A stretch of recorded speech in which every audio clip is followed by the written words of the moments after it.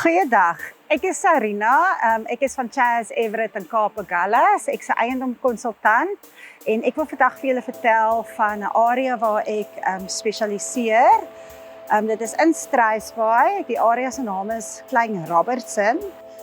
En hoekom ek so lief is vir die area is, dit is by die strand. Dit is aan die seekant van die hoofpad, so dit is by die hawe wat die hartklop van Struisbaai is. So jy die restaurante daarso, jy het almal vang daar vis. As jy diepseevis vang doen, kan jy uitgaan met jou boot.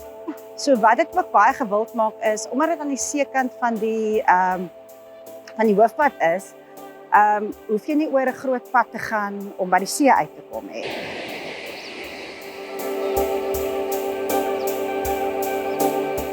Soos julle kan sien, die huise is redelik naby aan die see.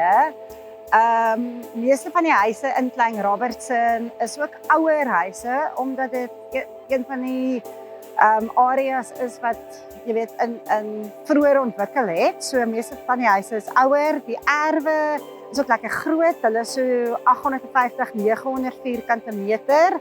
So jy het lekker spasie. Daar's eintlik nog baie min erwe oor op in die area. So daar gaan nie nou nog baie bouery gebeur nie. Wat Struisbaai so lekker maak is dis nog veilig.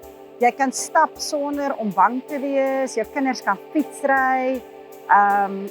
Jy kan selfs na die restaurant toe stap by die hawe as jy 'n huis het hier by Klein Robertson.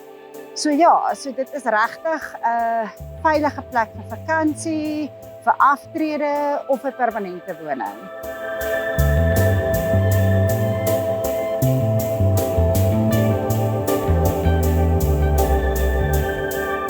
Soos julle kan sien, is daar so baie redes hoekom Struisbaai die perfekte vakansiedorp of aftreedorp is.